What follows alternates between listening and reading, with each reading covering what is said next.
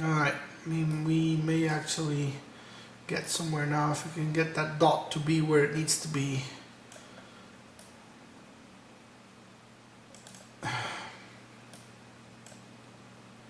Come on. Alright, that's what it's supposed to, well, not quite. That's sort of kind of what it's supposed to look like. No, still not, because that dot is still not where it's supposed to be.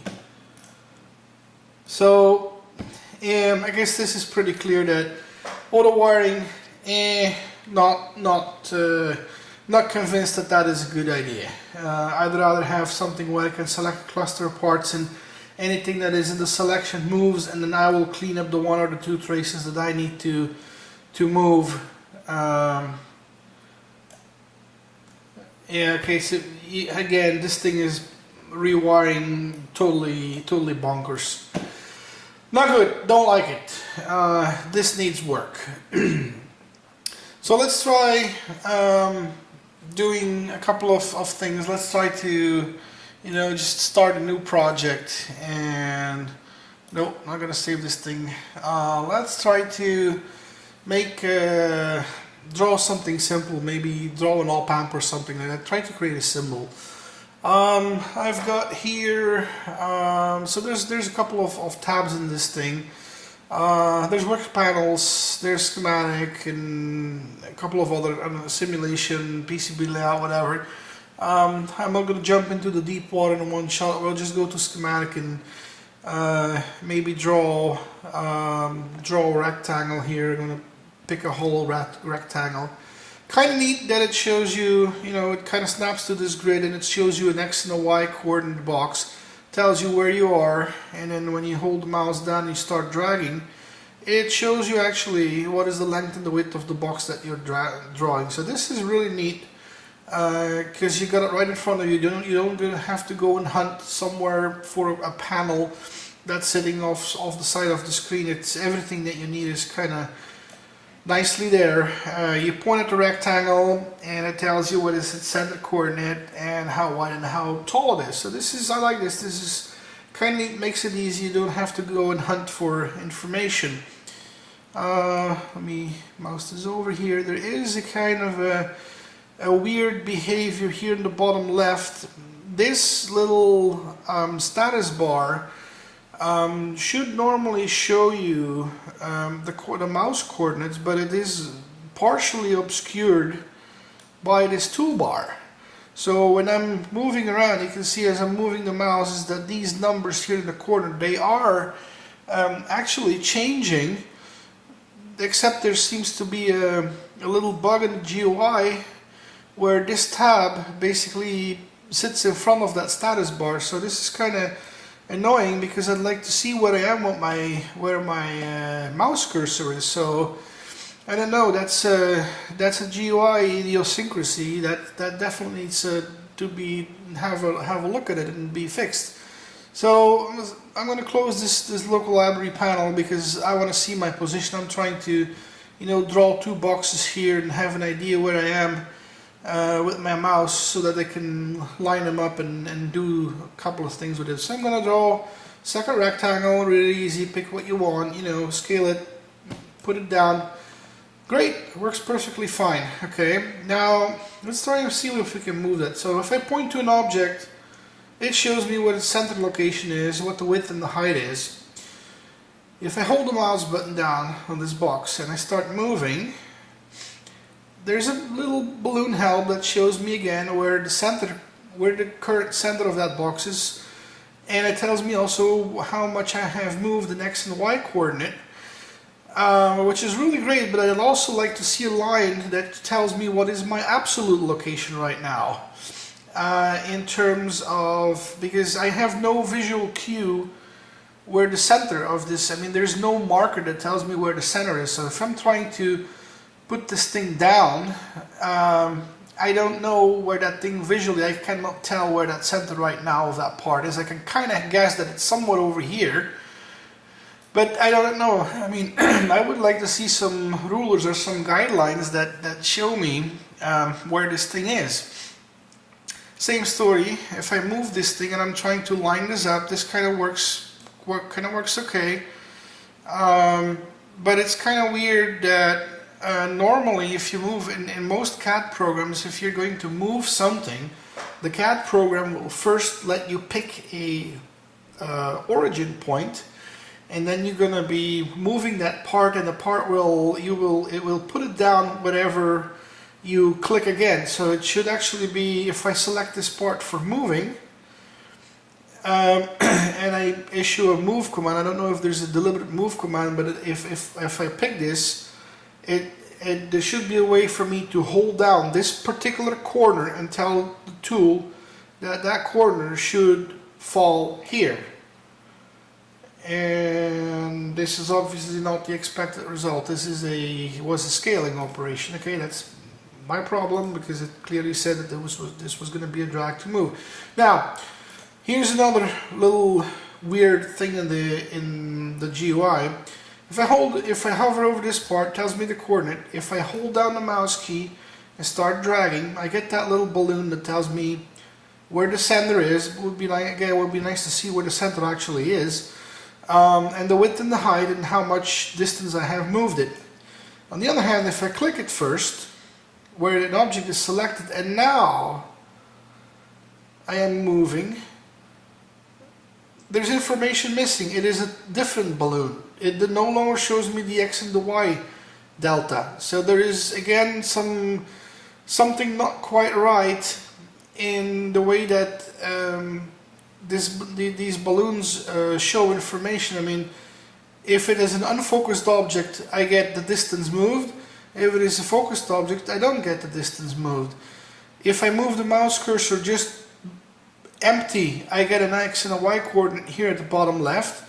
If I grab an object, that position indicator at the bottom just changes to the text drag to move. Well, I would like to see the X and the Y coordinate should always be there. I mean, how can I tell where I am on this screen? I would like to see where the X and the Y coordinates are. If it is so you get it if you place a part. You get a nice, you get this nice capability while you're placing a part. It shows you on the bottom left of the screen where your X and your Y coordinate. It actually tells you your second coordinate is now at 3 and your Y for X and for Y it's at 5.2, and it tells you the box is 0.3 inch by 0.3 inch. But once you start moving it, all that information is gone. You can't even click on a part. These balloons that were so helpful while placing the part are nowhere to be seen.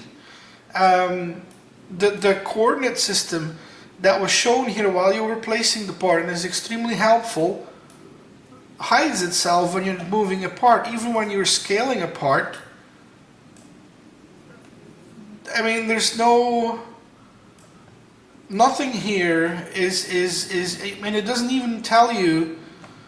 And this seems to be, I don't know what is going on here, but when I'm trying to scale an object, it goes sort of kind of wild. I don't know what is going on here. Let me grab maybe a smaller rectangle.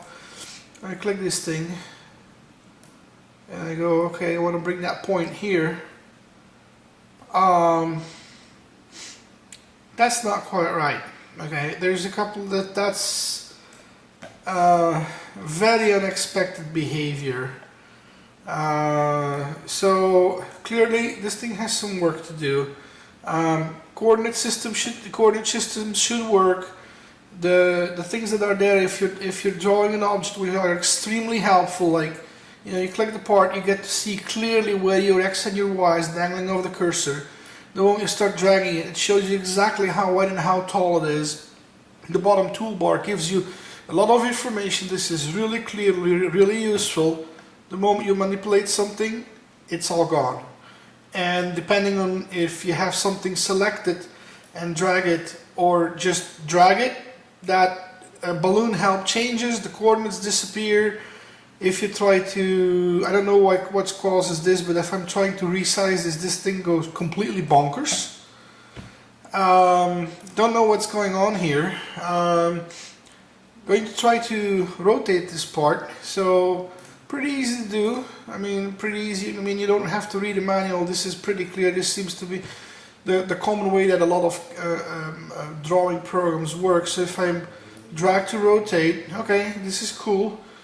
But I want to put this under 45 degrees. Can I have an indicator what is my angle right now? Or can I have like a little field that pops up here where I can just click and type in 45, hit return, and the thing turns under a 45 degree angle? That's kind of, again, kind of annoying. Let's see what happens if we try to resize this now. And same story, I don't know what is going on here. That seems to work, but if I drag a corner, it's completely lost. So not good. This thing definitely needs a bunch of work. Okay, let's try pick apart, and let's try to change the line color to black, to red. That didn't work. Well, turns out to do that, you actually have to go to the bottom bar and pick the colors here on the bottom bar. You know, click left for the border color, right click for the fill color if you want it. Actually, it's left for the fill color and right click for the border color. Okay, that was pretty painless to do, pretty cool. Now let's see if I can change the thickness of this border. So again, I would assume that these controls here, because there's a brush drawn, line and edge color, a bucket of paint, and then there's a line thickness. That doesn't do anything. This only works prior to putting down a part. So you have to know up front, okay, I want this thing to be blue with yellow fill and a line thickness of 1 millimeter. Oh, there's no way to type in millimeter or mil. So that is also kind of annoying. We're dealing with an environment where you have both metric and imperial units, and there is no way to basically give a number and a measurement system. You have to go and find where the grid settings are and change the grid to be able to change systems. So that is kind of cumbersome. But anyway, let's leave this as at one. Okay, and then I'm gonna pick apart here. Again, really helpful. Little balloons come up, and there's my rectangle. Except that ain't quite right either, because I clearly, let me try this again. I picked a hollow rectangle. I don't think I picked the round the corner ones. Let me try that one. Yep, I clearly picked a rectangle that did not have rounded corners, yet I get a rectangle that has rounded corners. It has the blue line color, but I set the fill color to yellow and the fill is transparent. So that's not quite right either. Okay, now here's another thing, is that I set this thing to a 1 inch thickness. Okay, that one major grid square is 1 inch by 1 inch. I'm going to prove that. Okay, I'm going to put this to 0.01, something like that. Remember, when we are drawing, it actually shows us. So right now it shows me, so if I do this, alright, it tells me vertically that this is exactly 1 inch, right? We got right there, it says 1 inch, 1 square is 1 inch, yet I set the border size of this rectangle to 1 inch, and you can clearly see that that border is not 1 inch, it is off. Okay, there's not even a way for me to align that no matter what I do, this border is not 1 inch despite me setting it to 1 inch here. So drawing wise, it's got a couple of quirks that make this thing pretty darn unusable. I don't even know what to do to solve these things. There is supposed to be an inspector panel somewhere. Let me see if we can find the properties panel. Okay, which should allow us to set some things numerically. So I'm going to call that thing in. And there you go, we have a properties panel. So this may actually, okay, this may help us a little bit in trying to make some sense of what is going on here. So if I click this, if I pick an object, alright, and click on this rectangle, at least now I can tell it, okay, I want to send it to be at 5 by 5, and the width should be 1 inch by 1 inch, and then edge style width is, it's set to 1 inch, but the edge is not 1 inch. Okay, so let's put it at 0.01.